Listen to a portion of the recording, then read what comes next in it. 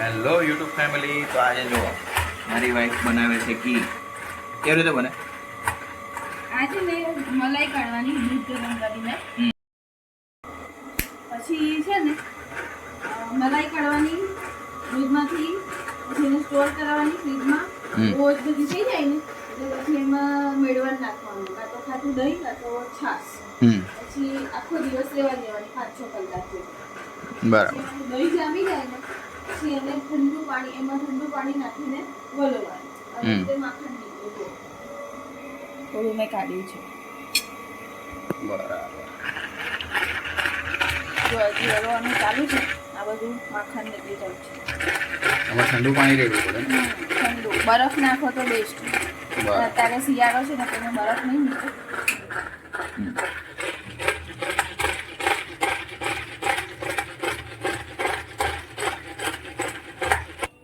તો આ કેટલી વાર કાઢવું પડશે? બસ જ્યાં સુધી નીકળે ત્યાં સુધી. આ ઓછું ના થઈ જાય, અડધું ના થઈ જાય ત્યાં સુધી. ઓકે, ત્યાં તો સુધી ચલો પહેલા કાઢી લઈએ. જો મેં થોડું માખણ કાઢી લીધું. હવે હવે આ કરશે કે કાલે દાળિયાની ખીચડી કરવામાં મદદ કરી હતી ને. શું કરી હતું કાલે? હા, બધું સબ્જી સમારી હતી હે ને. આજે એની સજા. યસ. મને મજા આવે. ઓકે.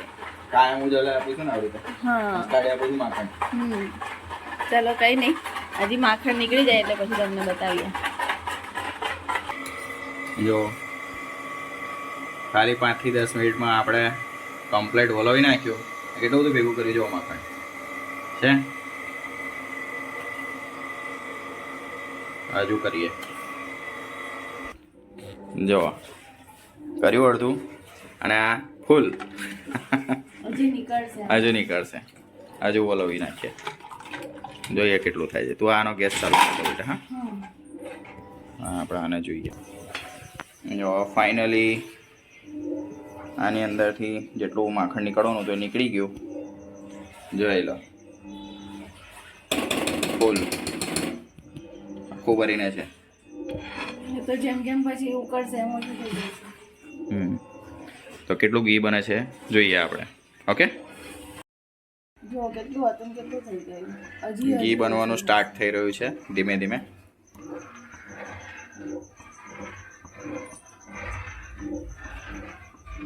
આખું ફૂલ તાવડી ભરીને હતું. આમાંથી આટલું ઓછું થયું છે. હજુ ઘી બનશે એટલે આનાથી ઓછું થશે.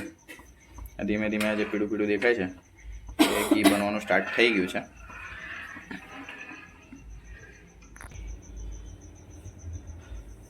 જો મારી વાલી બહેનો, મોસ્ટ ઓફલી બહેનો જ જોવે આવી ગઈ રેસીપી હોય તો.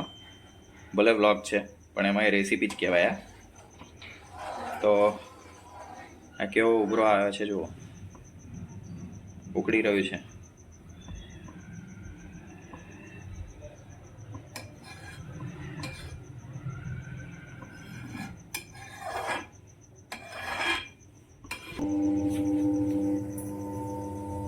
જો આ કેટલું ઓછું થયું છે.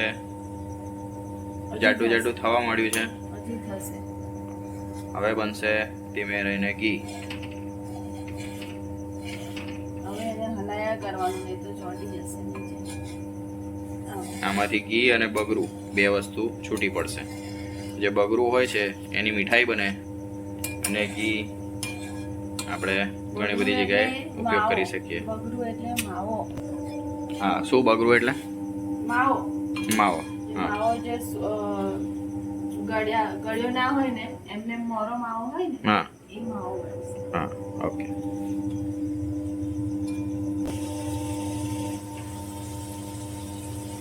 અને હલાવો. જો આ બાજુમાં દેખાય છે, આ બધું ઘી છૂટું ઘી છૂટું પડી ગયું છે. હા, ચમચો નાખ ને ત્યાં આગળ. ચમચો હટાય ચમચો નહીં હોય.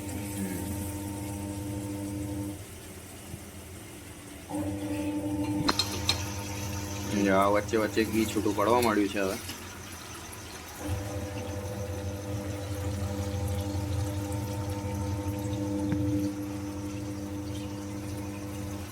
આ બધું ફીણ જતું રહે ને ત્યાં સુધી ઉકાળવાનું. બસ, પછી બહુ નહીં. આની સુગંધ છે ને બહુ જ મસ્ત આવે. ઘણા લોકોને બિલકુલ નહીં ગમતી. હા આપણા છોકરાને ક્યાં હા તને ગમે છે? મને તો ગમે. મને બહુ જ ગમે. મને તો બહુ જ ગમે. બાકી મારથી ઊભી રહેવાય. ઘી બનતું હોય ને એ ટાઈમે જે સુગંધ આવે ને મજા આવી જાય. બહુ મસ્ત સુગંધ આવે. ઘણા લોકોને એટલી જ નફરત હોય છે આ સુગંધથી. એ થોડું ખાટું ખાટું સ્મેલ મારે ને એટલે. ના મને તો મજા આવે છે. મસ્ત સુગંધ આવે. ખાટી સ્મેલ નહીં આવતી, મસ્ત સુગંધ આવે છે.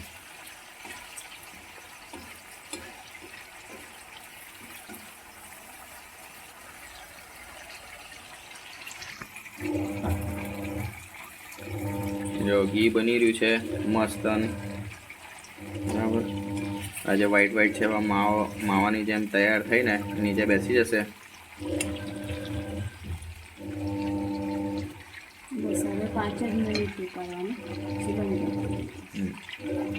પછી આપણું ઘી તૈયાર. હે જો આ બધું બેસી ગયું છે નીચે.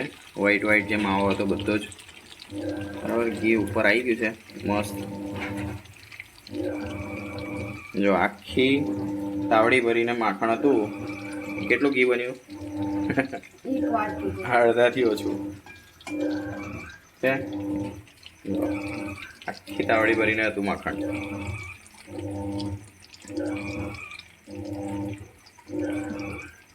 હજુ થોડું ગરમ થવા દેવું પડશે ને. તો જો હવે મારા ધર્મપત્નીએ ગેસ બંધ કરી દીધો છે. બરાબર. હવે થોડું ઠંડુ થવા દઈને પછી એને ગાળીને ભરી લઈશું આપણે. બરાબર. એટલે ઘી અલગ અને આ જે બગરું જે માવો કહેવાય એ અલગ.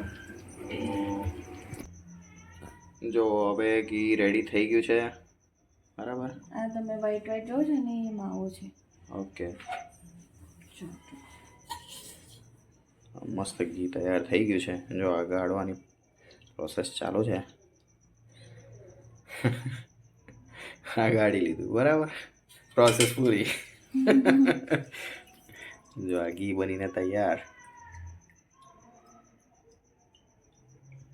અને આ છે માવો. જોઈ લો. જો કેટલું ઘી બન્યું. જોરદાર. ઓરિજિનલ ઘી. 200-250 ગ્રામ જેટલું હતું. તો આજનું આપણું ઘી બનીને તૈયાર છે. અને આ માવો છૂટો પડી રહ્યો છે. બરાબર. તો ફરી મળીએ બીજા આવા જ વ્લોગમાં. બાય.